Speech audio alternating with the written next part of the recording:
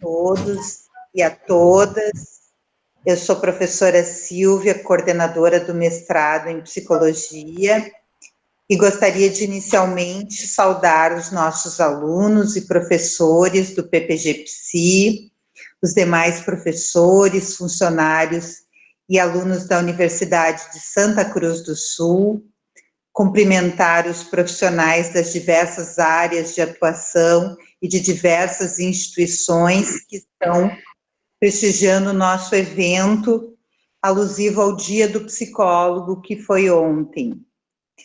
E fazer de imediato um agradecimento muito especial ao nosso palestrante de hoje, o querido mestre e amigo, Dr. Pedrinho Guareschi, que prontamente aceitou o convite feito pela professora Cristiane Freitas e está aqui conosco, marcando essa data tão importante, principalmente nos dias atuais.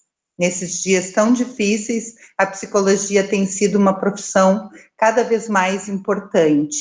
Muito obrigado, Pedrinho, por estares aqui conosco, marcando esta data. Valeu.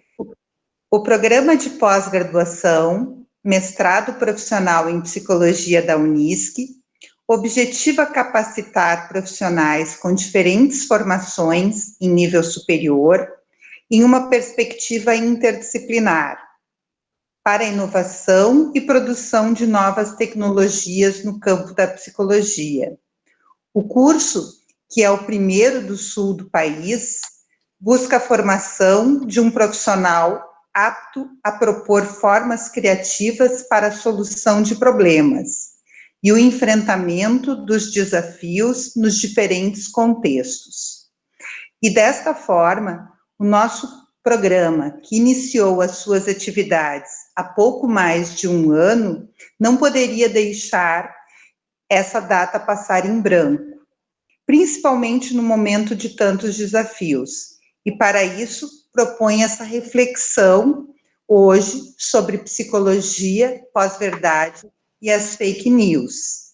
Assim, sem me alongar mais, eu passo a palavra à professora Cristiane, que fará a mediação dos trabalhos de hoje.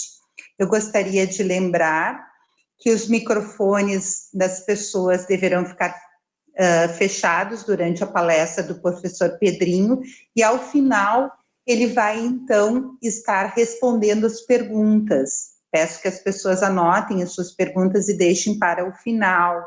O evento, ele, então, vai estar sendo reproduzido para o YouTube e também está passando ao vivo no canal Viva Unisc. Muito obrigada a todos. Desde já desejo um bom evento para todas e para todos. Boa tarde, eu sou a professora Cristiane Davina Redim Freitas, também sou professora do mestrado profissional em psicologia da Unisc, e fui e ainda sou orientada pelo professor Pedrinho há muitos anos. Então, eu vou apresentá-lo, né? Vou apresentar o nosso convidado. Então, o professor Pedrinho Guareschi é graduado em Sociologia, Filosofia, Teologia e Letras, tem mestrado e doutorado em Psicologia Social pela Universidade de Wisconsin, no Madison, Estados Unidos, possui 4 pós-doutorados nas universidades de Wisconsin, Cambridge, Roma e Cuba, foi professor do pós-graduação em Psicologia da PUC-RS por mais de 30 anos, foi professor visitante da Universidade Federal das Ciências da Saúde de Porto Alegre e da Universidade Federal do Rio Grande do Sul, é professor de produtividade 1A do CNPq, e nós estamos querendo que ele venha para o nosso mestrado, mas passo a palavra para o professor Pedrinho. Seja bem-vindo, estamos muito contentes com a tua presença, mesmo que online, via remota. Muito obrigado, Cristiane. Estou chegando bem, dá para fazer assim, né? Bom, a todas, então, e a todos também uma boa tarde. Aqui em Porto Alegre, o tempo está chuvoso, pretextou, abriu, mas agora clareou um pouco. Eu fico constrangido quando eu escuto essa ladainha, assim, que certamente é tirada do Lattes, né? Mas eu queria, logo de início, quando eu fico meio sem jeito, e eu gostaria só de deixar claro, como início de conversa, de que desde 1973, em 69, 70, eu tive de sair do Brasil, tempos assim sombrios, né? Mas tive muita sorte no meu mestrado, fui para os Estados Unidos, e lá eu fiz a tese sobre Paulo Freire e fui para Genebra, e na Suíça. E dele eu escutava uma frase que até hoje, para mim, tem o fundamento ético fundamental, é a proposição ética mais profunda e séria que eu conheço, mais que muitos filósofos éticos, Karl Otto Appel, Tugendhat, Habermas e outros filósofos éticos. Eu acho que Paulo Freire, com essa frase, ele entra, assim, na reflexão e dá conta, que é o seguinte, ele dizia assim, não há um que sabe mais, outro que sabe menos. Há um que sabe uma coisa, outro que sabe outra coisa. Não há saber maior ou pior, melhor ou diferente. Claro que isso merece toda uma discussão sobre o que é o saber, mas eu remeto para vocês a uma até que foi orientando a minha aqui, no mestrado, a Sandra Jovchelovich, que já faz 15 anos que está na London School of Economics. Ela, depois de 10 anos de reflexão e trabalho em psicologia social, ela escreveu um livro que se chama Os Contextos do Saber, é traduzido aí da coleção Psicologia Social, onde ela vai mostrar o que é mesmo o saber, porque o saber não é conhecimento. Em inglês até tem uma palavra só, knowledge, para conhecimento e saber. Não, o saber é toda pessoa, e ela mostra isso de uma maneira maravilhosa, numa didática bem clara. Então, quando o nosso saber somos nós, somos nossas práticas, e eu não posso dizer as nossas experiências, e eu não posso dizer que um tem um saber melhor ou pior que o outro. Eu estou agora já há 4 meses, bem no interior de Garibaldi, e estou vendo lá os saberes daquela gente. É coisa impressionante. Sobre o tempo, sobre a chuva. E eles, assim, vamos dizer assim, numa garantia de previsão bem maior que muitos meteorólogos por aí. Então, eu fico constrangido quando eu vejo esses títulos, porque eu não acredito em títulos. Nesses 4 meses que eu fui agora retido, eu escrevi um livro que vai sair a semana que vem, mas que é sobre ensaios críticos, mas o título é Olhares do Alto. Depois de 80 anos, tá? Vou revelar a minha idade, de 40 anos de PUC, 10 anos de URGS e outras experiências, eu comecei a olhar lá de cima.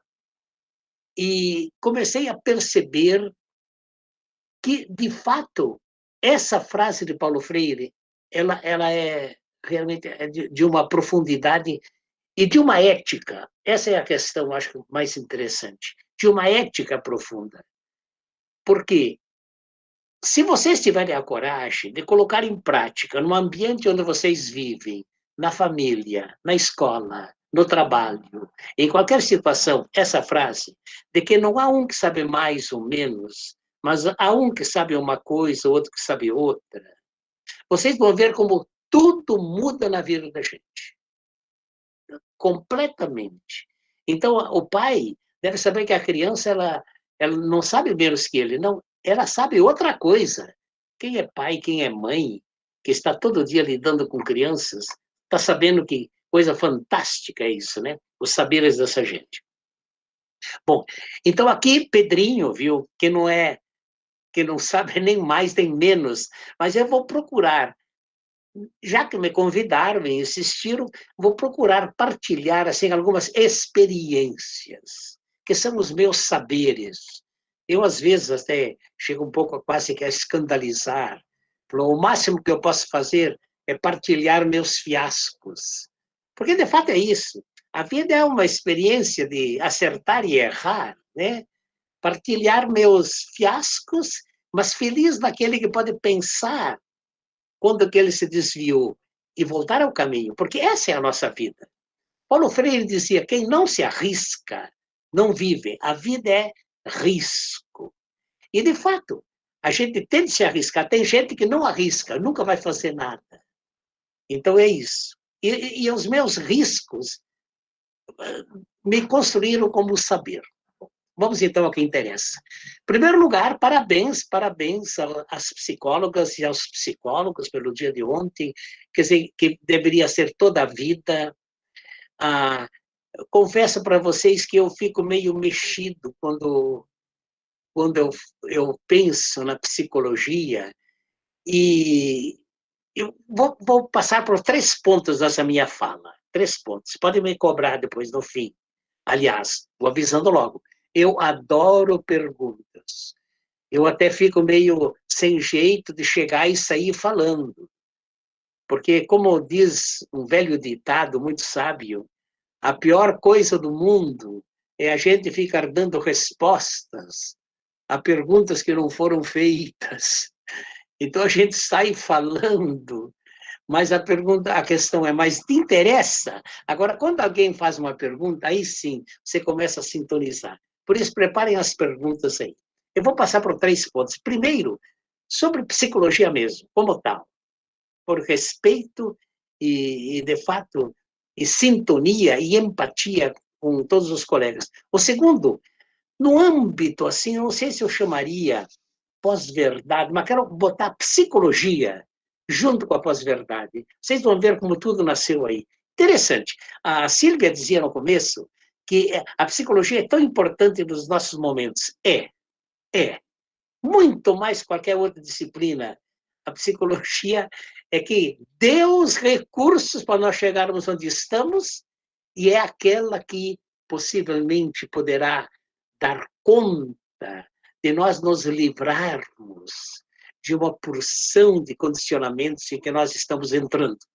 E já estou passando para a terceira parte, que seria isso.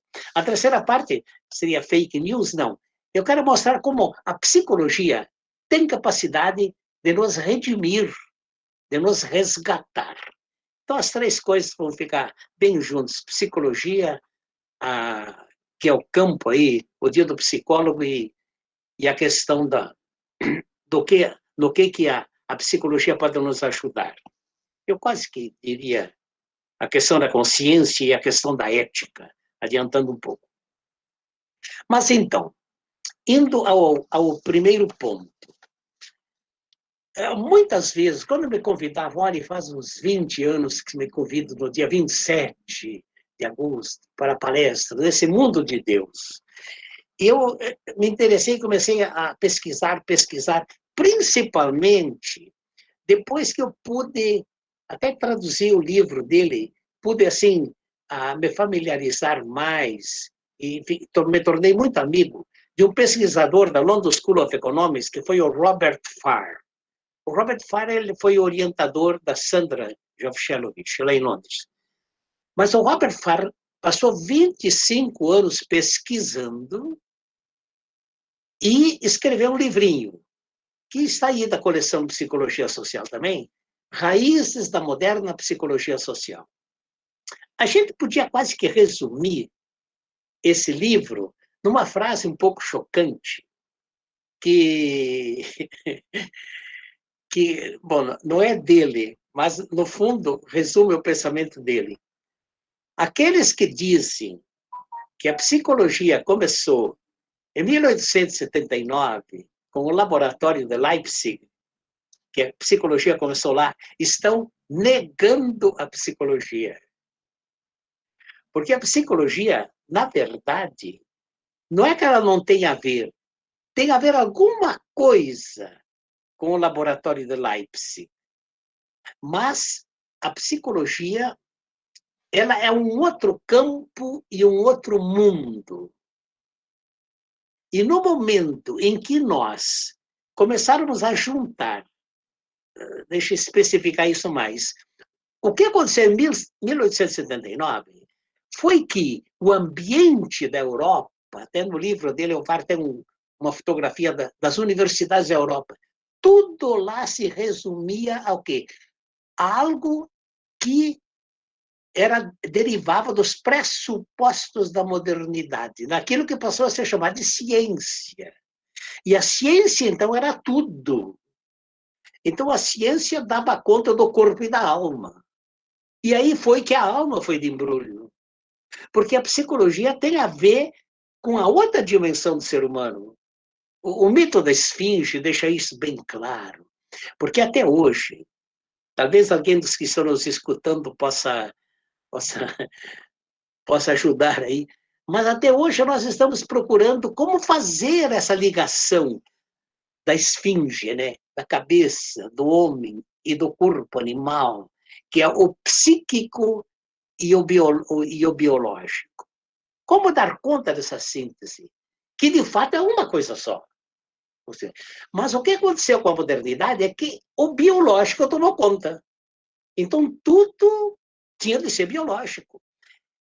E assim, por exemplo, o método científico foi o que valeu. E a psicologia, um pouco ingenuamente, copiou o método científico, o tipo do laboratório, como se uma coisa só vale se é num laboratório com pesquisa. Não. Há uma pesquisa que é feita também no campo psíquico e psicológico. Então, aqueles que resumem, dizem que a psicologia começou em 1879, estão negando toda uma dimensão do ser humano. Quem trabalhou isso de uma maneira muito boa, e já vou encerrar esse primeiro ponto, foi o Zygmunt Bauman. Porque ele tem uma porção de reflexões. Ele era sociólogo, depois passou a ser chamado de filósofo, depois, não, eu sou ainda sociólogo. Mas seja o que for, ele é um grande filósofo. Ele analisa a modernidade, mas analisa a modernidade numa perspectiva ética. Porque ele era refugiado, né, do nazismo, e ele fugiu da Polônia e veio, assim, passou para a Itália e Inglaterra, e ele, então, quis saber como que foi possível nós chegarmos a uma situação do nazismo em que 6 milhões de pessoas foram, assim, sacrificadas. Como é possível? Então, no Holocausto, né? Modernidade e Holocausto, modernidade e ambiguidade, modernidade... todos esses livros poderosos dele analisam isso. Como que nós chegamos a isso? E ele, então, chega mais ou menos à seguinte conclusão. A modernidade negou a ética e disse que a ciência era neutra, quando, na verdade, é impossível algo ser neutro. Tudo contém sua dimensão ética, moral. Agora que vem, meus queridos colegas de trabalho, quando a gente fala em ética e moral, está falando em psicologia, está falando naquela dimensão do ser humano que não se resume ao biológico e que tem uma outra dimensão que não é nem melhor nem pior que o biológico. Os dois são necessários, mas que tem o seu estatuto próprio. Não sei, tem gente que não se dá conta disso e acha que a ciência resolve tudo. Absolutamente não. Então chegamos a isso. Chegamos ao fato, por quê? O fato que ele conta é muito interessante, porque o nazismo queria construir o homem ideal. Aquele homem que governaria o mundo por 1000 anos. Mas então começaram a pesquisa, olha aí, a pesquisa, para construir o homem ideal. Em Auschwitz, onde havia 130 mil pessoas, havia um laboratório de pesquisa do Mengele, com 60 pesquisadores, onde eles analisavam os cérebros das pessoas para ver se construíam o quê? Construir o homem ideal. Mas quais os pressupostos? Os pressupostos da modernidade, os pressupostos do empírico, os pressupostos do individualismo, os pressupostos do racionalismo, onde não entrava, e a ciência era neutra. Então, eles pegaram aquelas pessoas e faziam um experimento, tudo que era tipo. Quando os russos tomaram Auschwitz, havia 80 mil pessoas, 40 mil eram crianças, que eram os objetos de estudo do Mengele, para poder o quê? Construir o homem ideal. Mas o Bauman termina de uma maneira muito interessante. A modernidade também tinha uma ética. Qual era a ética da modernidade? Que as coisas têm de funcionar, a funcionalidade. Se a coisa funciona, é bom. Se funciona, é bom. Essa é a ética. Então, tudo tem ética. Quero concluir dizendo o seguinte: a psicologia tem o seu campo específico. Cuidado, que se nós não garantirmos a psicologia, nós vamos ser o quê? Empregados dos que trabalham com o corpo, com o biológico. Eu acho que o ato médico tinha um forte sabor disso. E me desculpem, não dá para dizer isso tudo curto. Mas o ato médico queria subordinar, porque o principal de todos vai ser então aquele que lida com os remédios, com a medicina, com o biológico. E não, e o psicólogo escanteado. Não, os dois têm o seu campo específico. Pois aí está a psicologia. Então, parabéns à psicologia, alguém dizia a psicologia, os médicos da alma. Não, muito mais. A psicologia é aquela que vê que há um sentido no ser humano que nenhum teste empírico pode detectar. Então, há coisas que é justamente o significado, o sentido, e mais o ético, o moral, a responsabilidade, que você nunca vai descobrir através de pesquisas empíricas, como queria a modernidade. Será que eu dei conta? Por isso a psicologia é absolutamente... E nós temos de fincar o pé, meus queridos colegas psicólogos e psicólogas, fincar o pé. Nós temos um campo fundamental, né, no nosso trabalho. Bem, isso para começar. Dando um passo à frente, então, o segundo ponto, vocês tinham colocado aí pós-verdade, etc, etc. Pois interessante. Parece que numa espécie de vingança da modernidade, olhando o relógio aqui, de vingança daqueles pressupostos da modernidade, nós começamos agora, estamos entrando alguns chamam, pós-verdade, sabe que pós-verdade é um adjetivo, tá? O Oxford English Dictionary, quando ele vai especificar, diz é um adjetivo que tem a ver com o clima de nossos tempos.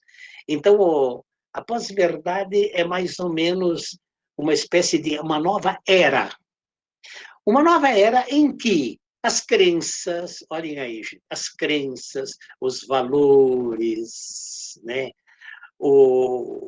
a sensibilidade, tem mais a ver do que o racional, do que o cognitivo, matemático, racionalógico. Uma espécie de vingança disso. Então, entramos num novo ar, que não é nem melhor nem pior, é diferente, né? Mas que tomou conta. Isso um pouco é a pós-verdade. Gente, nós temos de ter paciência e cuidado. Nós fomos educados, muitos de nós, os mais jovens não, mas numa linha de racionalidade, de lógica, etc. Tudo bem.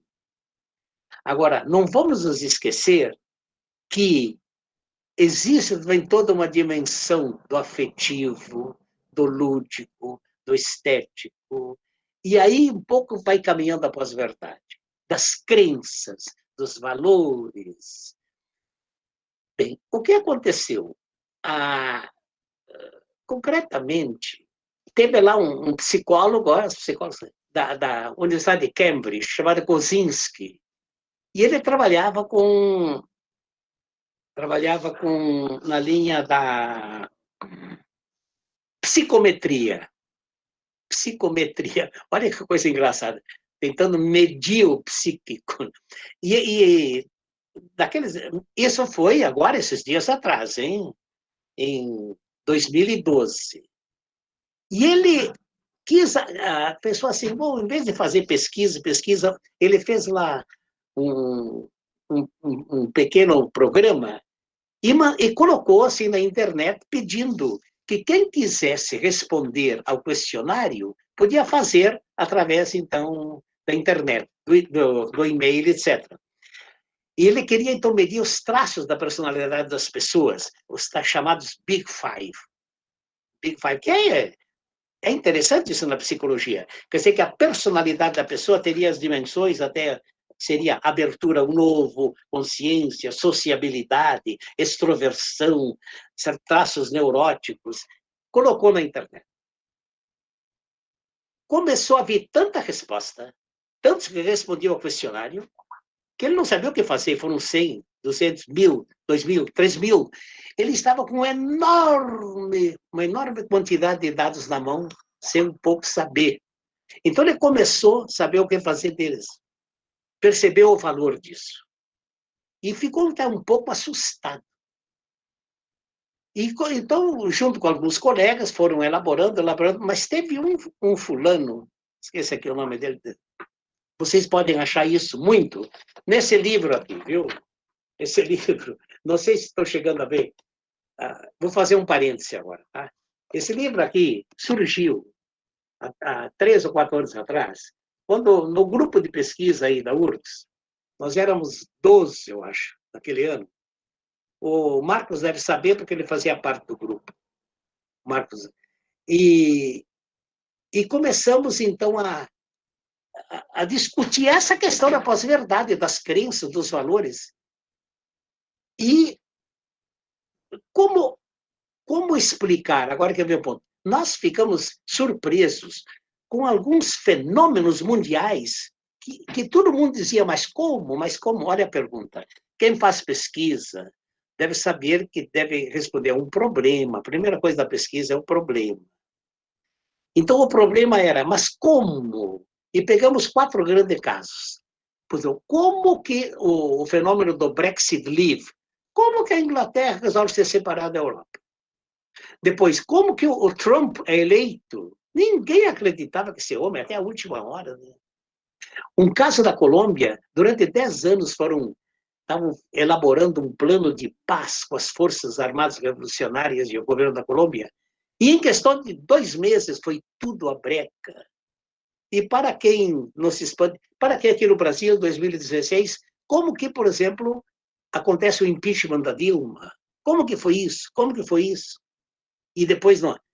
Esse livro tem 3 edições, 2017, 18 e 19. Na edição de 2019 foi reescrito um novo livro, um novo ISBN, etc. Nós acrescentamos as eleições do Brasil de 2018. Então, essa é a pergunta. O nosso problema eram os 4 pontos e depois os 5 pontos. E começamos a pesquisar. Começamos vendo, então, como a comunicação foi mudando, e depois entramos na questão da pós-verdade, e principalmente na força do afetivo, na força das crenças, dos valores. Fomos indo. E, no nosso ponto de vista, nós conseguimos dar conta de responder até certo ponto a esses fenômenos extraordinários que a gente não conseguia imaginar que tivesse sucedido. Mas agora que vem, então começamos a aprofundar essa questão. Mas não é só a questão da pós-verdade. E percebemos que quem fazia as campanhas desses diversos fenômenos, principalmente do Brexit e do Trump, e depois, no caso, um pouco do impeachment, eram grupos que usavam a psicologia. Eles pegaram aquela descoberta do Kozinski e começaram a aplicar para saber outras coisas. Por exemplo, por que as pessoas gostam disso, gostam daquilo? E foram buscar essas informações, que são todas informações, em grande parte, gente, informações afetivas. Vejam o Facebook. O Facebook, com os seus 2 bilhões e meio já de participantes, o Facebook, logo, o que ele pede é like ou dislike, que é uma formulação afetiva, gosto, não gosto.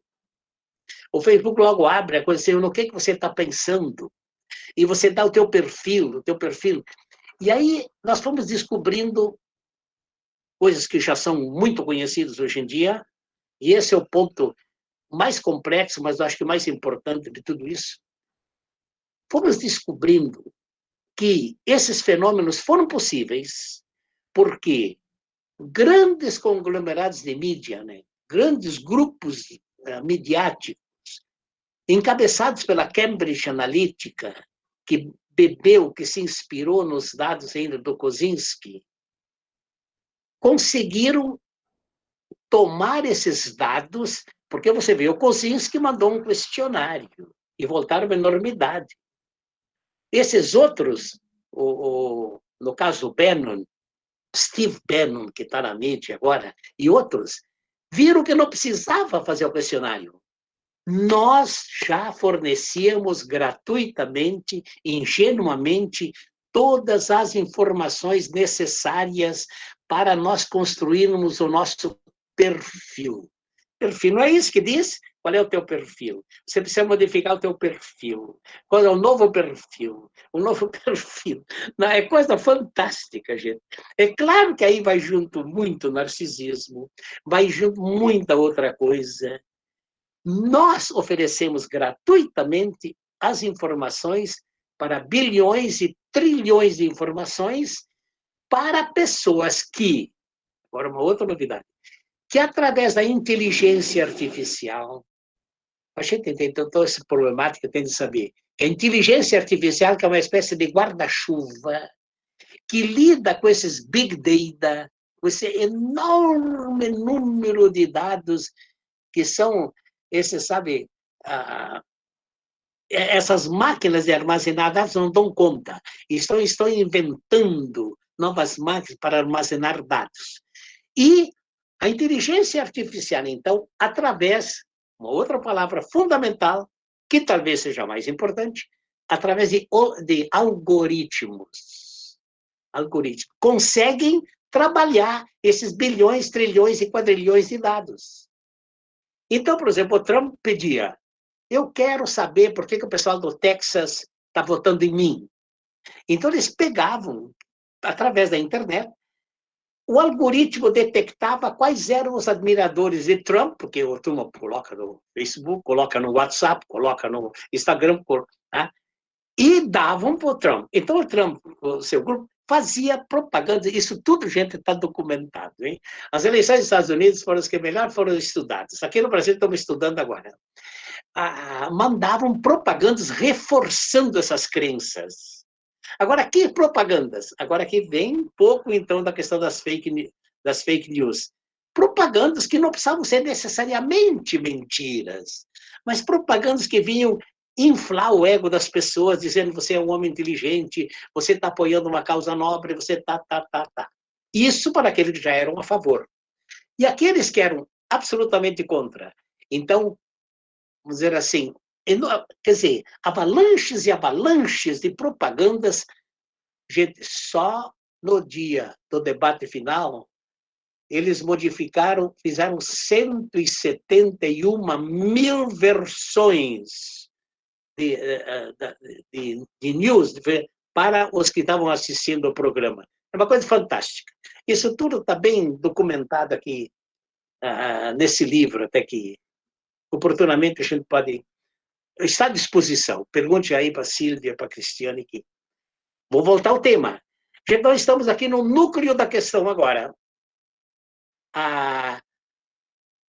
Como se liga a psicologia com os big data, com essas novas descobertas propiciadas inicialmente pela psicologia, esse o enorme número de dados e os algoritmos.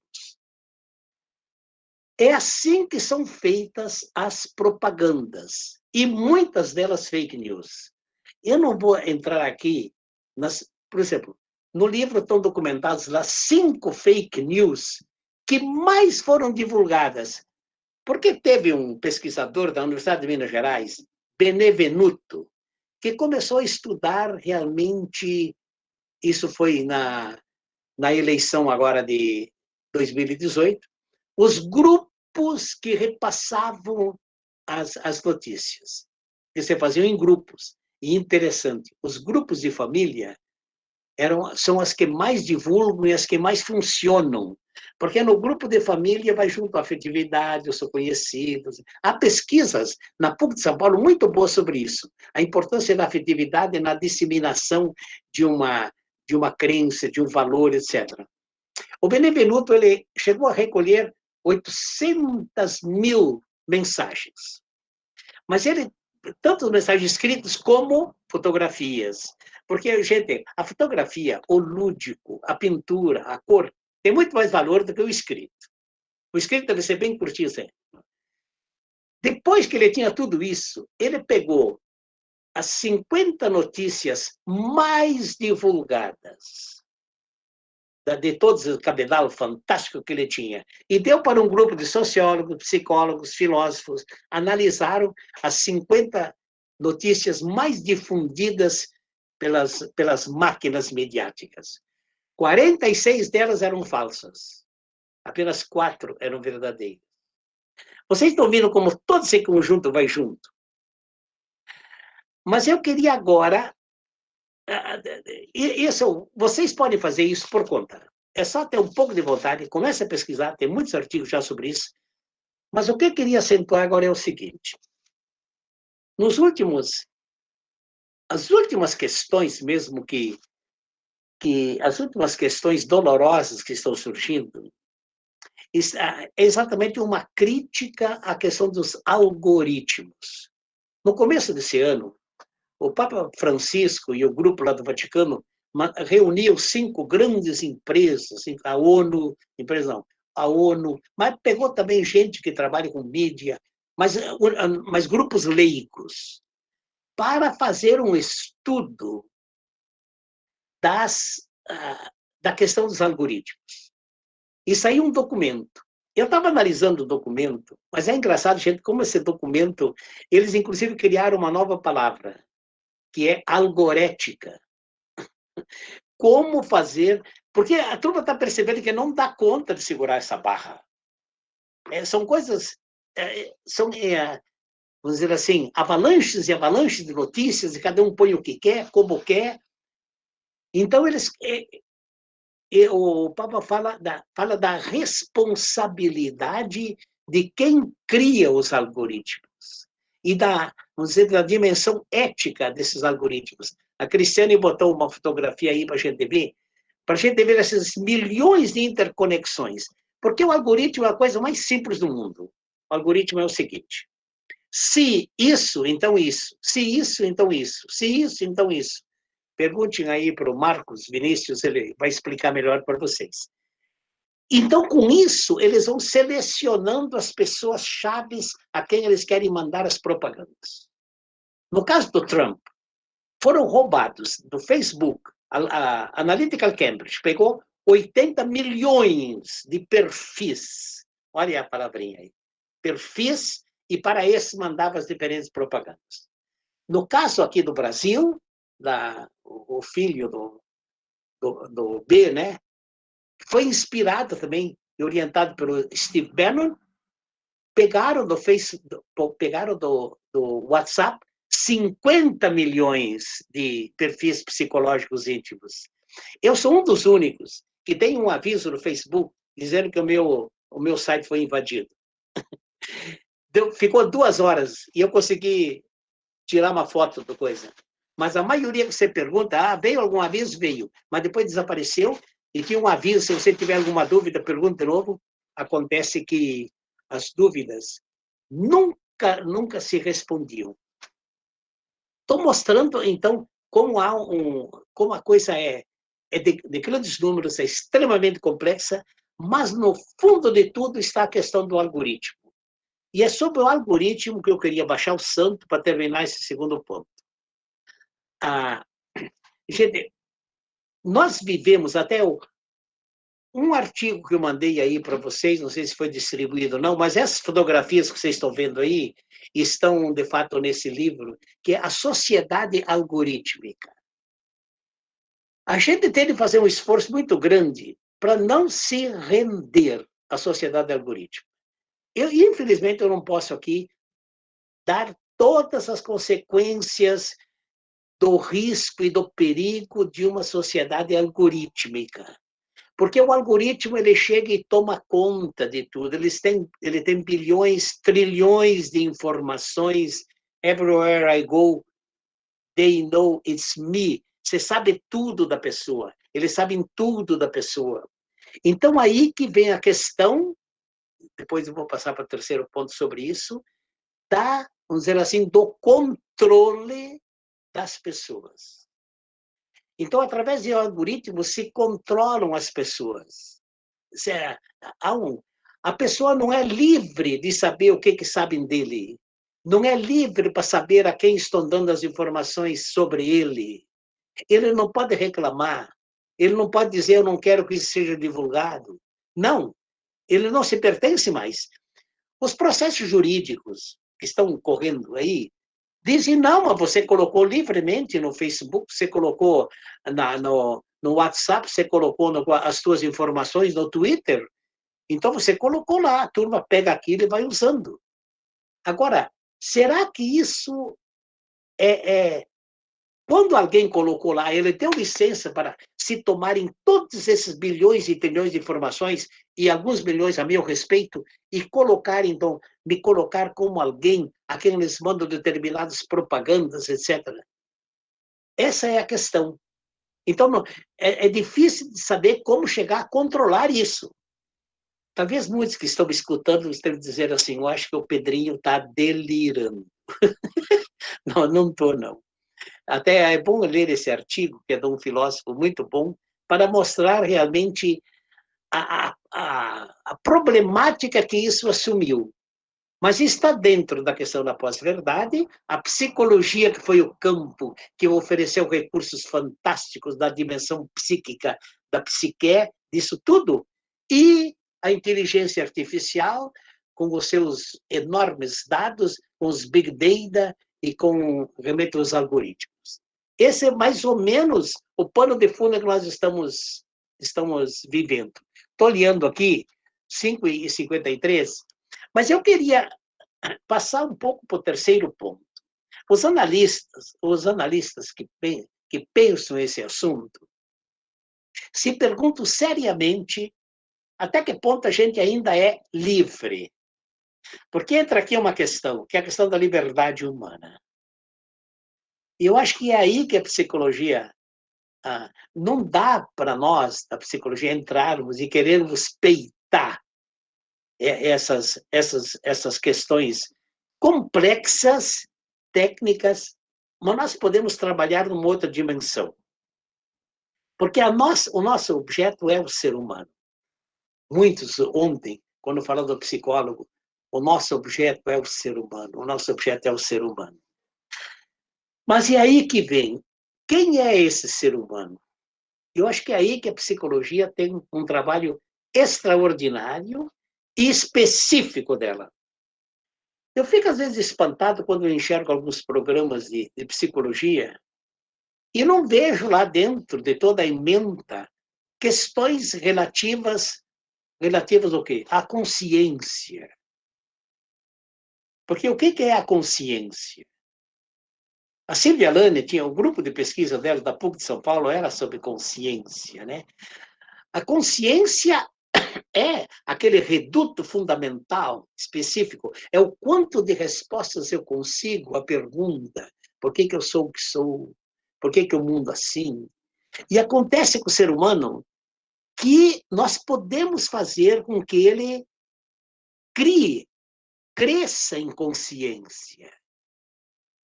Com tanta comunicação que é dada hoje em dia, pouca gente para pensar. O furo está aí, gente. Não se pensa mais. Peguem Hannah Arendt. Quando ela fala do pensar, o que nos salva, o que nos resgata é o pensar. Porque o pensar é quando eu falo comigo mesmo. Então eu me pergunto, por que eu sou o que sou? Por que eu vou comprar isso? Por que eu vou me casar ou descasar? Por que eu vou fazer tal curso? Por que eu vou fazer tal coisa? Tudo isso. Então eu vou buscando realmente fundamentar as minhas opções e as minhas ações. E agora o bonito é isso. O crescimento em consciência, que é isso que o psicólogo deve estudar, deve aprofundar. O crescimento em consciência e consciência crítica. Porque essa pergunta sempre é crítica. Filosofia e crítica não se separam. Toda filosofia é crítica, toda crítica é filosofia. Interessante que a psicologia, até 1950, não era uma disciplina à parte, fazia parte da filosofia, porque se resgatava e se interessava pelo ser humano, né? Quando eu começo a crescer em consciência, eu automaticamente vou me libertando. Paulo Freire tem um livro. Paulo Freire é um homem extraordinário mesmo, né? Genial. Ele tem um livro que é Educação como Prática da Liberdade. Porque, para ele, a essência da educação não era ficar dando respostas, programas, e encher os programas, e ir passando. Não. A essência do processo pedagógico é fazer a pergunta. Fazer a pergunta que liberta. Ele tem até um livro que se chama A Pedagogia da Pergunta. E agora que vem o interessante. À medida que a pessoa, então, se pergunta e cresce em consciência, ou tenta se deixar provocar por aqueles que fazem a pergunta, ela vai se libertando. Então, diante desses condicionamentos algorítmicos, dessa sociedade algorítmica, a gente pode ver uma luz no fim do túnel. Enquanto a gente tenta recuperar a pessoa. Mas esse é o trabalho da psicologia. Eu acho que ninguém pode passar num curso de psicologia sem que decisivamente não aprofunde essas questões que eu chamaria de libertação. Paulo Freire fala fazer a pergunta que liberta, a pergunta libertadora. Porque na medida que eu começo a pensar, por que eu sou o que sou, por que aquilo que me rodeia é assim, nessa mesma dimensão eu vou me libertando. Então é aí que eu vejo o papel e a necessidade da consciência. Ainda teria um passo à frente, porque é aí que eu vou recuperando a minha ética. Há um livro, há umas reflexões de Paulo Freire, que ele mostra que à medida que a pessoa vai chegando a uma consciência crítica, ele automaticamente vai assumindo uma ética. Ele vai ver que é impossível ser neutro. É bem interessante. É uma ligação profunda. Por quê? Porque eu vou pensando, eu vou criticando, até que chega no momento em que ele, olhando a sociedade, ele diz, eu faço parte dessa sociedade. Aquela famosa frase, não há contempladores do rio, nós somos o rio. Só que nós não nos damos conta que somos nós que construímos essa sociedade que está aí. E vamos oferecendo material, à torta e à direito, bilhões, milhões, trilhões de informações a quem? A quem lá no fundo faz os algoritmos, traça os nossos perfis e começa então a mandar tanta informação, que a gente se pergunta, mas será que eu ainda sou livre? Tem alguns filósofos, como, se vocês olharem esse nome, parem pegar o livro dele, paga pelos livros, tem 5, 6 livros agora, o Eric Saddam, a Sociedade de Algoritmos, etc. E ele fala que a nossa condição, claro, a gente tem que ter cuidado para não ser pessimista e achar que não tem mais saída, viu? Porque toda a indústria e a economia funciona nessa base, que é exatamente a economia digital. Eles têm as informações, eles têm um capital importante, os dados mais importantes. Então, eles podem fazer de nós, em grande parte, o que eles quiserem.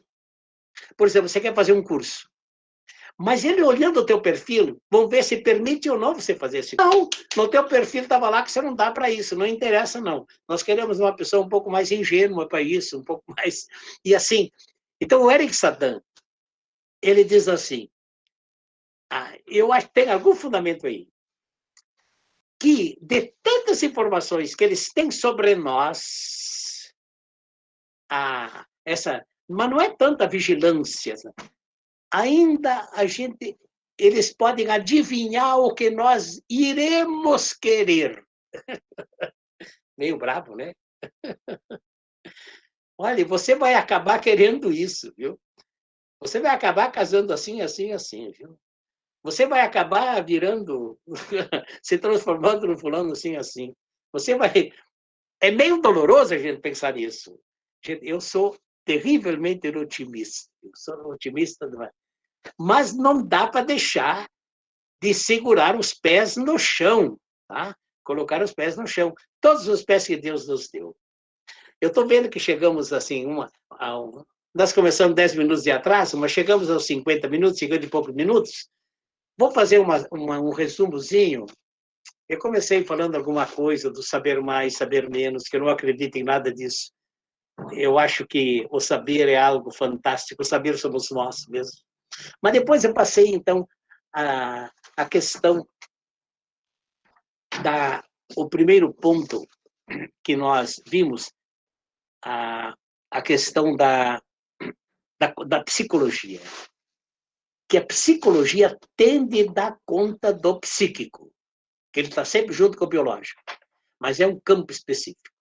Nesse psíquico está o quê? A crítica, nesse psíquico está a consciência, nesse psíquico está a ética, porque é impossível você não ter valores. Quem diz que não tem valores, me desculpem, está mentindo para ele mesmo, porque é impossível. Um ser humano sem valores,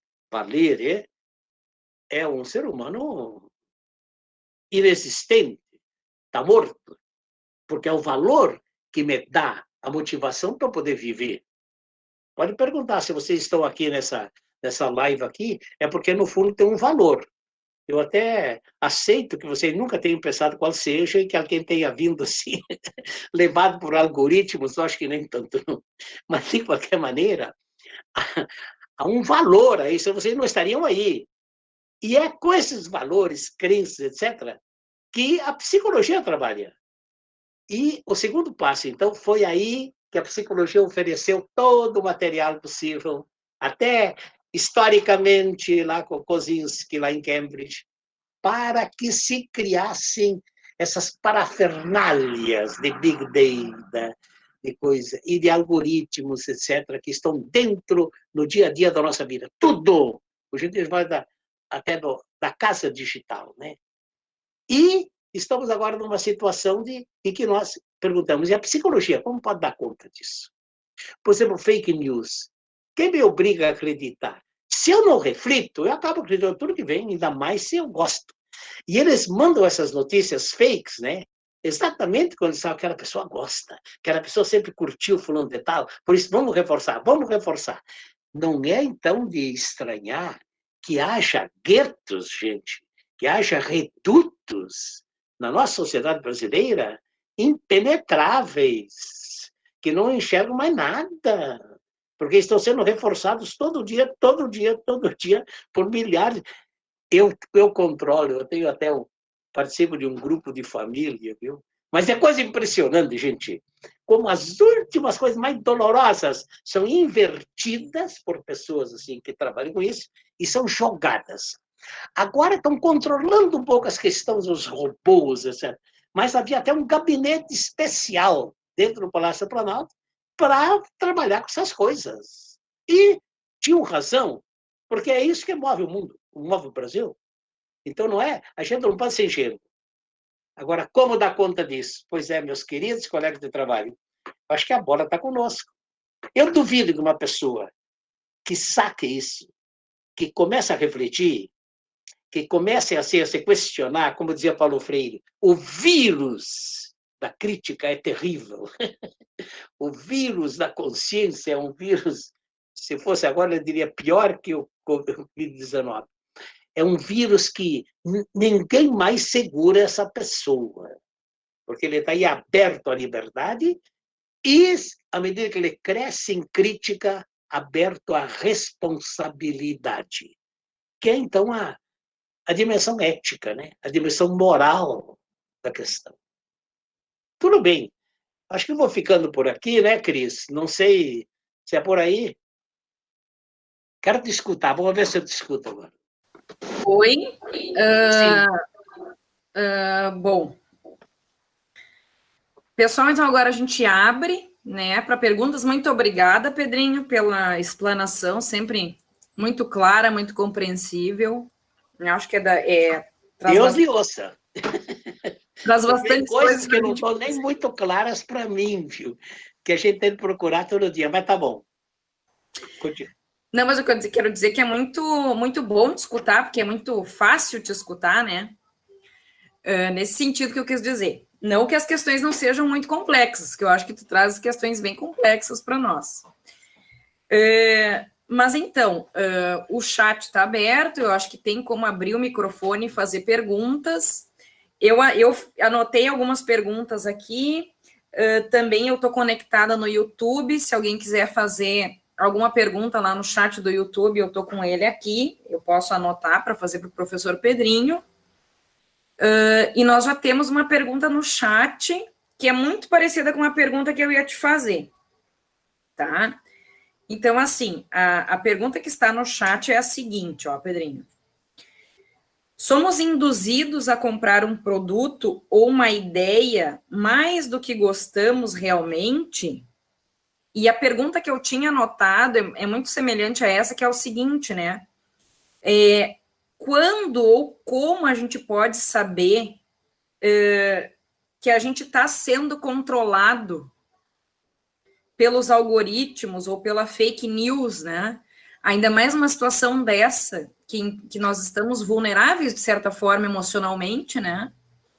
Então, como é que a gente consegue se dar conta que determinada informação que a gente está recebendo não está nos dominando, vamos dizer assim, né? Então, é muito parecida com a questão que a Jéssica colocou ali no chat, né? Então, a gente compra uma coisa ou simpatiza com alguma coisa porque a gente realmente gosta ou porque alguém está nos induzindo? Então, essa seria uma primeira pergunta.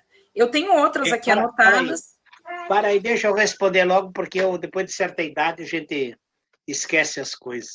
Não, mas vamos elaborar um pouco aí. Vieram várias pistas. Como as perguntas são boas. Porque aí a gente vai lembrando uma porção de coisas que a gente não botou a cunha lá para poder compreender. Por exemplo, a questão de somos induzidos a comprar. Engraçado que veio eu comprar logo de saída. Vou dar uma dica para vocês. A gente fica, às vezes, os algoritmos. Gente, se um dia vocês quiserem chegar à última consequência de um fenômeno, não pensem que seja a ideologia, a questão assim do bem e do mal. A última coisa é o cifrão. Por isso, hoje em dia, se fala em economia digital. Essa economia digital é que controla o mundo. E começou a controlar o mundo no momento que as informações tiveram donos. Não é por nada que o Zuckerberg é de longe o homem mais rico do mundo. Mais rico adoidado. Porque ele tem as informações. Então, chega um empresário de Santa Cruz. Eu quero aí um grupo, deve ter 100 mil habitantes, ou 150, não sei, Santa Cruz, 200. Mas eu quero um grupo de 20 mil pessoas que possivelmente vão comprar o meu produto. Ele vai lá, para quem tem o depósito das informações, que nós todos demos, e tem lá os algoritmos específicos, e olha, eu quero pessoa, homem e mulher, quero gente assim de tal idade, gente que gosta disso, gosta disso, gosta disso, gosta de esporte, dá todas as dicas da coisa. Eles vão lá e pegam as pessoas que têm o perfil que se coadune ou que possivelmente vá poder isso.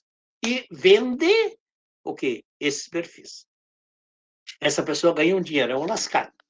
Aí o fulano faz a propaganda, e esse é o trabalho dele já, com assessoria de psicólogos, para fazer uma propaganda exatamente para quê? Para tentar engatar. Engatar até certo ponto, né? Para ver se vende.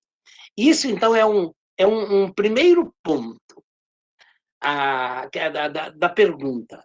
O econômico está lá no fim. Agora, é claro, gente, para poder chegar ao econômico, uma sociedade, uma economia digital, eu tenho de partir daquilo que a gente chama de uma subjetividade digital, que é um pouco o que a gente aborda nesse livro aí, né? Hoje em dia, o Eric Saddam trabalha muito bem. Uma pessoa que, de fato, entrou, que tem a ver com a tua segunda pergunta, Cristiane. Como que nós sabemos disso, não? Até certo ponto, nós precisamos ver se essa pessoa é ingênua ou não, se não é crítica demais. E o que nos salvaria é nós termos a capacidade, não sei. Eu digo que assim, a gente só mantém a liberdade hoje em dia no momento que você se propõe a eu chamo isso de meditação, a um tempo para você colocar todas o que você vai fazer e se perguntar a você mesmo, porque isso é a consciência crítica. Se perguntar mesmo, por que eu quero isso? Por que eu quero isso? Por que eu quero isso? Por que eu quero isso? O que Agostinho dizia, factus eram ipsi mihi mea quaestio. Então, por quê? Por quê? Aí você vai se dando conta. Eu não vejo, por enquanto, outra saída, a não ser fora da reflexão, da crítica, o que eu chamo também, de Ana Arendt fala, da meditação, de você se libertar de tudo e ficar com você mesmo aí. Não sei, Cris, eu acho que as duas perguntas estão mais ou menos por aí, né? É isso, Cris? Isso Bom, mesmo. Recordar. Posso? Não, acho que sim. Posso fazer mais algumas perguntas aqui? Claro, claro. Vai fazendo uma por uma, que eu acho que é melhor. Tá. Então, eu tenho uma pergunta do Emanuel, tá aqui do meu lado, que é a seguinte: em que medida a algoritmização da vida cotidiana não reflete o projeto ou reflete o projeto de racionalização absoluta que surge na modernidade? É um filósofo esse, né? É. Racional. Eu preciso de tempo para pensar um pouco. Em que medida a algoritmização da vida hoje, não reflete o quê? Cris, não reflete? O projeto de racional. Ele está me dizendo aqui que reflete. Em que medida reflete o projeto. Desculpa. O projeto de racionalização absoluta que surge na modernidade. Assim, o meu querido Emanuel, não sei nem. Mas acontece o seguinte: acontece que. Não sei que as duas coisas são absolutas. A algoritmização da vida de fato, eles querem tomar conta do ser humano e, se possível, absolutamente. Acontece que, na modernidade, eles faziam isso através da razão. Aí talvez eu veja uma pequena diferença. Isso aqui não é através da razão, é através do sentimento. Porque se a pessoa pensasse, como vocês estão me escutando, refletissem, duvido que cairiam nessa. Talvez nem estariam aqui nessa live. Agora, a racionalização da modernidade, sim, o homem pura cabeça. Aqui não, é o homem coração, é o homem afeto, é o homem que gosta, o homem que quer, o homem que é narcísico, o homem que quer ser visto. O Facebook é fantástico nesse sentido. Ele capta as pessoas por aquilo que nós gostamos. Nós somos tão bestas que não percebemos que tudo aquilo que ele diz para nós já dissemos para ele. Então, ele reforça. A gente acaba nesse círculo narcisístico, então, que acaba se afogando, como o Narciso mesmo, né? A gente se acha tão ótimo que se atira dentro da fonte. Mas, então, viu, sabe um pouco isso. Mas que as duas são tipos de absolutizações, sim. Eu cheguei até aí. Muito bem, obrigada, Pedrinho. Tem mais duas perguntas aqui que são bem parecidas, ó, do Airan e do Jorge, que estão ali no chat. O Airan pergunta: o algoritmo pode vir a estabelecer um estado totalitário? E a do Jorge diz assim: o algoritmo quer o fim da humanidade? O Estado totalitário, eu vou dizer isso com muito cuidado. Para mim, nós já estamos num Estado autoritário. Nós já estamos num Estado que eu diria até um Estado fascista, através desse poder absoluto dos algoritmos. Sabem qual é a questão agora que está sendo pesquisada pela comunidade europeia, pelos pensadores? Se é possível estabelecer um certo código, um certo procedimento ético, porque não há direito sobre isso, sobre o uso de algoritmos. Essa é nós podemos controlar isso daí? Então, o liberalismo, ele é free flow of data. A grande luta deles, houve um tempo que a gente dizia free flow of information, né? A liberdade de imprensa. Agora é free flow of data. Ninguém venha se meter nos nossos dados que nós temos. Acontece que esses dados são meus. Bom, eu coloquei, sim, você... Agora, eu não disse, quando eu coloquei os dados, que você pode fazer uso dos meus dados para tudo que eu quiser. Agora, no momento em que nós não tivermos mais capacidade de botar a cabeça para fora, para fugir desse mar enorme que entra sobre nós manhã, tarde e noite, eu acho que nós corremos o risco mesmo de chegar numa sociedade fascista, autoritária, absolutista. Isso sobre a primeira parte. Qual é a segunda aí? Cris, a segunda.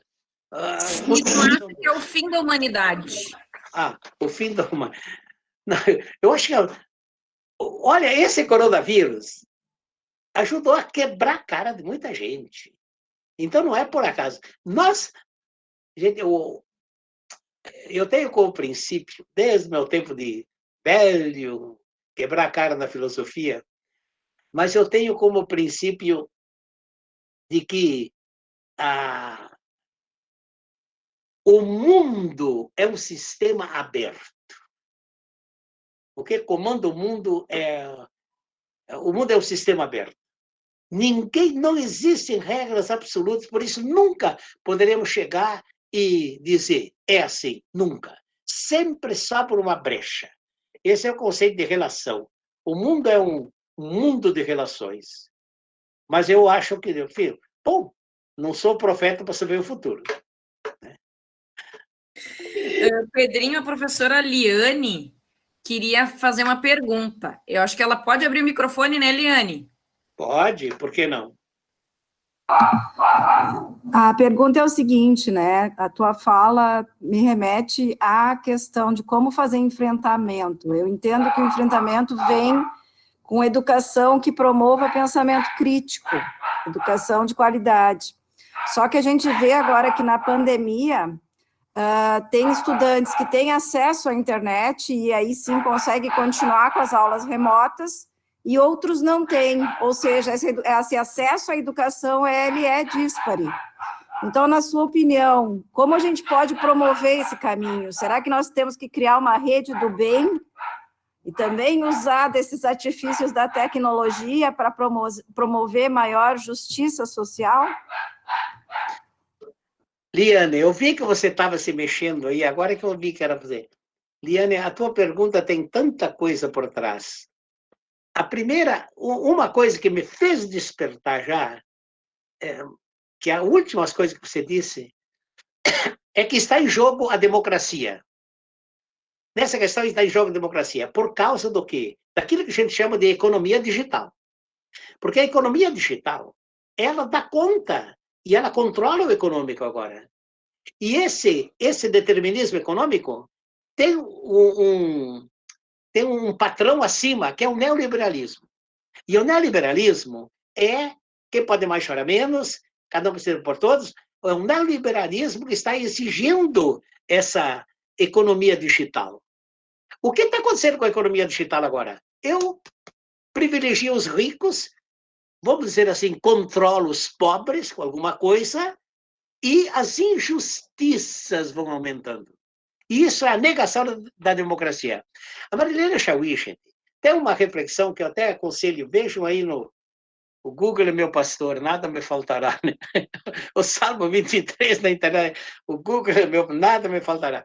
Sobre a questão da democracia e a injustiça e direitos humanos. Gente, não há democracia sem direitos humanos. E um direito humano fundamental é o ter comida, ter casa e tudo isso.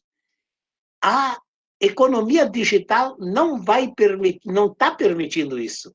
Mas eles também não são bobos de pegar e matar todo mundo. E vai chegar um momento em que eles vão poder dar um retorno, amainar, segurar.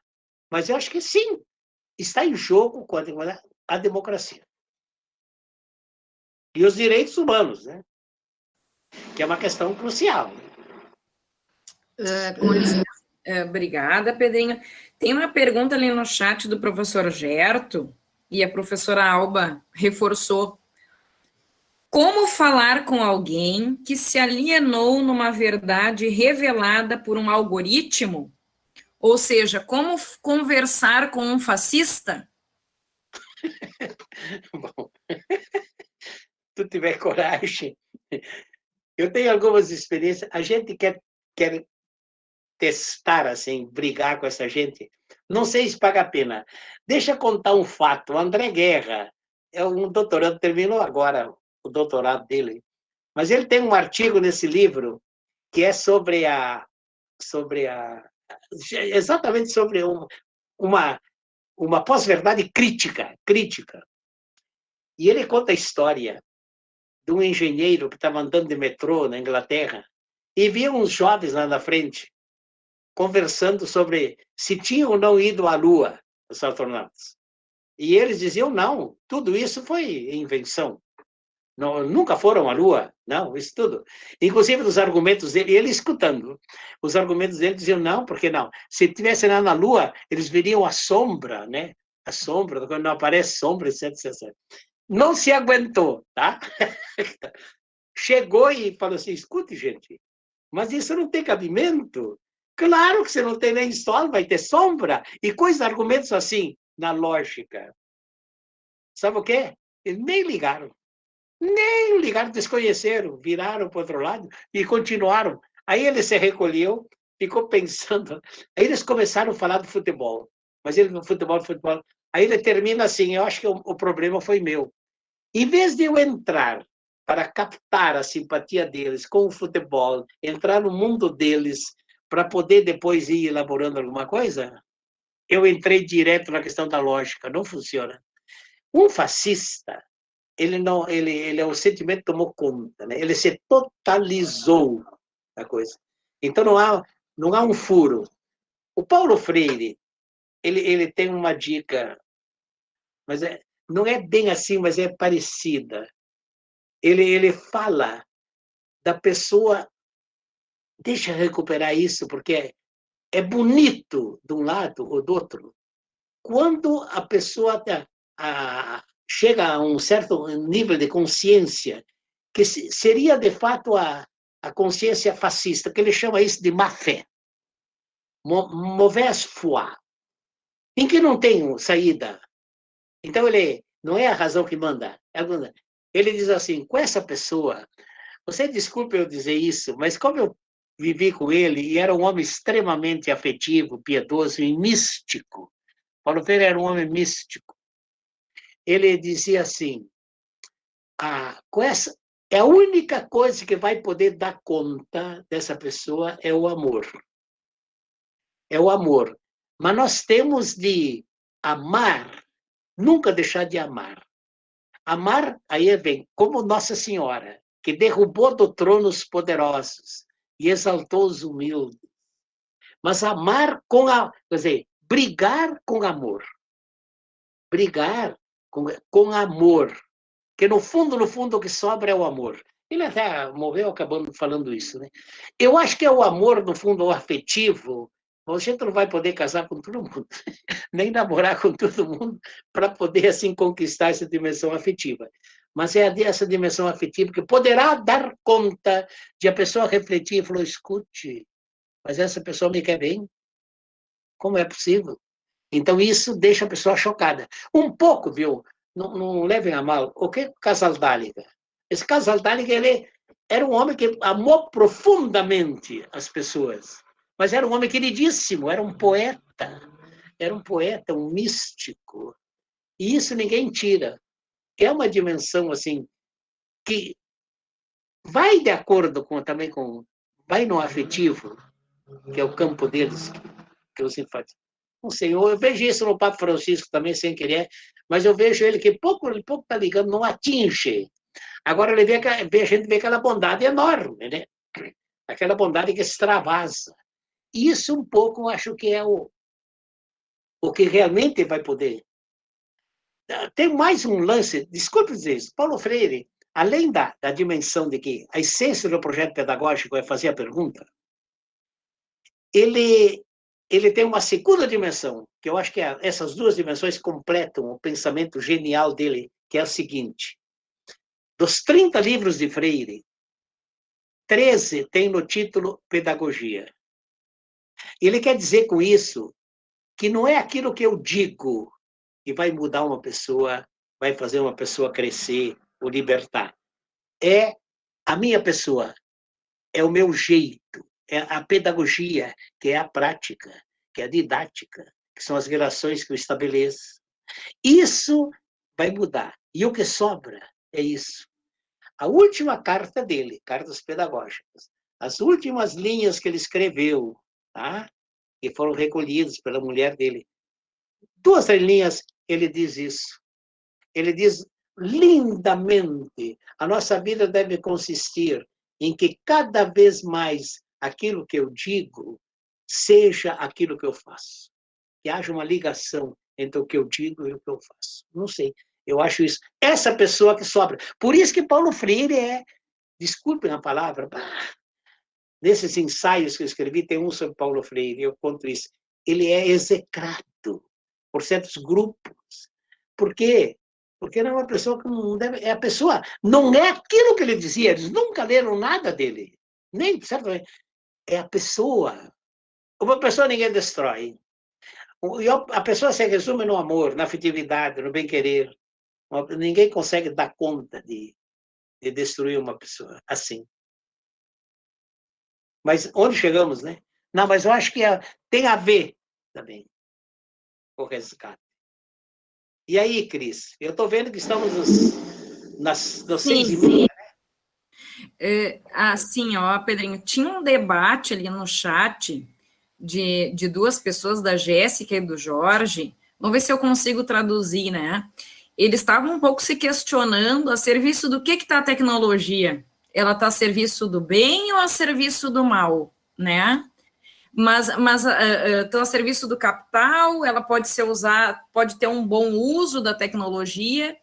E assim, ó, pessoal, nós já estamos no horário. Então, eu queria que tu respondesse isso, porque estava acontecendo, não foi uma pergunta, foi um pouco um debate ali, né? E aí, nós encerramos com a pergunta da professora Silvia, que ela também tem uma pergunta, e aí nós encerramos. Mas responde essa. Tu acha que a tecnologia está a serviço do quê, Pedrinho? Tu acha que ela está a serviço somente dos interesses do capital? Tu acha que ela pode ter um bom uso? Não, eu acho que, não sei, o que é a tecnologia? A tecnologia é fruto do trabalho humano. Ninguém pode negar a tecnologia. Nós seríamos loucos. O que nós estaríamos fazendo aqui sem tecnologia? Tudo isso, né? Vendo a turma reagir até. Então, ela está aí. E não dá mais para fugir dela. Ela está aí. Agora, o que acontece é que, como qualquer outra coisa, eu posso usar para um lado ou para o outro.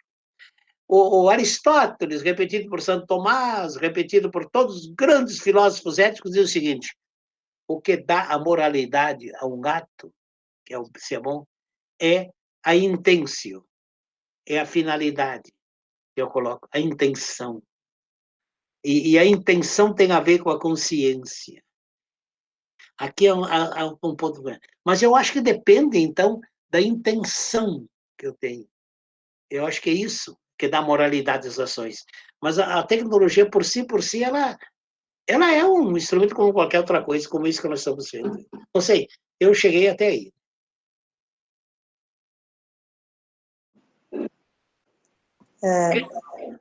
Fala, Me fala. escuta, Pedrinho? Oi. Primeiro, assim, eu queria te dizer que, ao te escutar, eu pensei muitas coisas, né?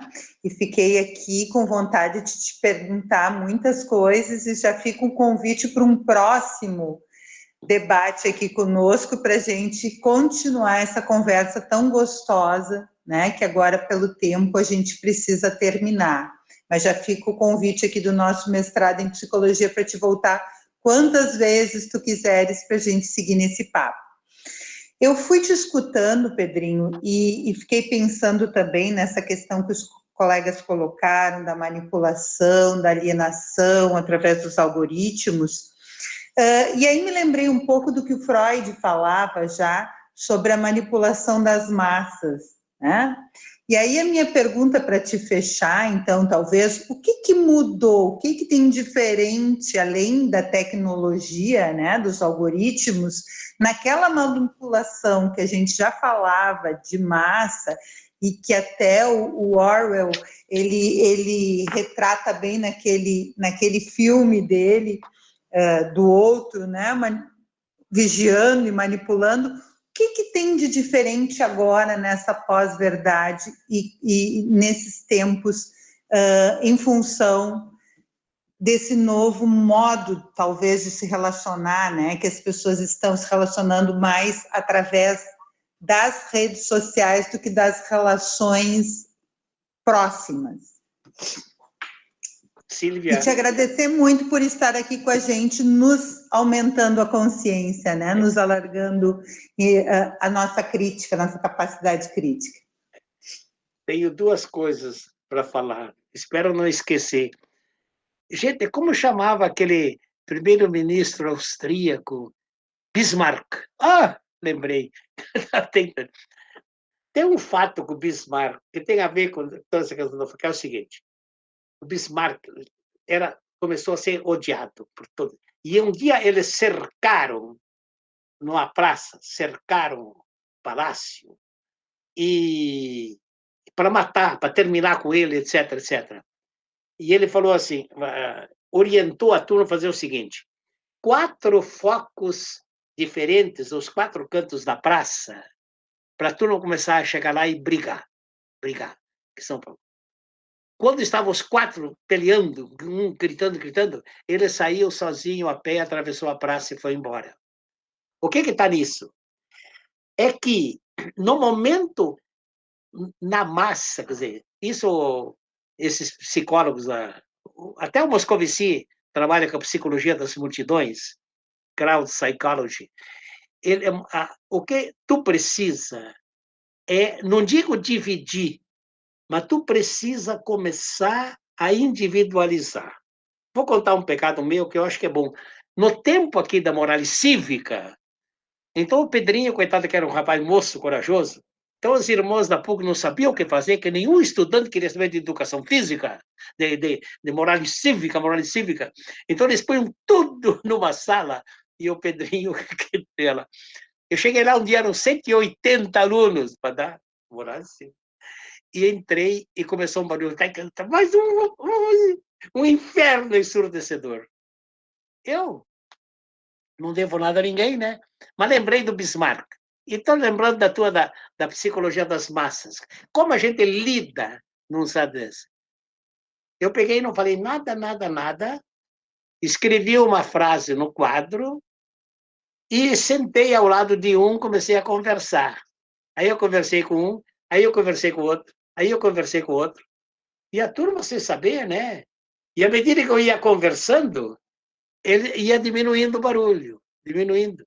Até que chegou uma hora em que acabou. Divide et impera. Essa frase é perigosa, porque pode ser usada para várias coisas. Divide. Eu acho que na multidão, o que aflora é o sentimento, e aí tu não dá conta de trabalhar, de trabalhar isso. Então tu tem ou evitar ou esperar um momento para começar assim a trabalhar. Por isso que eu não acredito em pastoral de multidões, esse fervor da bandeira brasileira, tem de ir com cuidado. Mas até aí eu cheguei, eu na prática iria ver o que fazer, mas que as multidões não são objeto não se chega à consciência. Não há uma consciência da multidão. O Paulo Freire conta um episódio no tempo que estava para dar sendo o golpe, etc., eles lutando, e diz que uma vez ele viu a turma gritando assim: vamos derrubar, porque o governo nós já temos, agora precisamos conquistar não sei o quê, o poder, não sei o quê, não sei o quê. Então ele faz uma reflexão até sobre isso, que no grito não se resolve nada. Mas isso é só para... Não estou te respondendo a pergunta, está muito... Mas vamos pensando, né? No caso concreto, eu já saí, vi várias dessas. Não em frente, não bata de frente. Vá escutando. Melhor não dizer nada, porque eles não vão ter motivo, né? Você desarma as pessoas pelo teu silêncio. Mas o que eu queria dizer para terminar, então, gente, não se assustem, também não...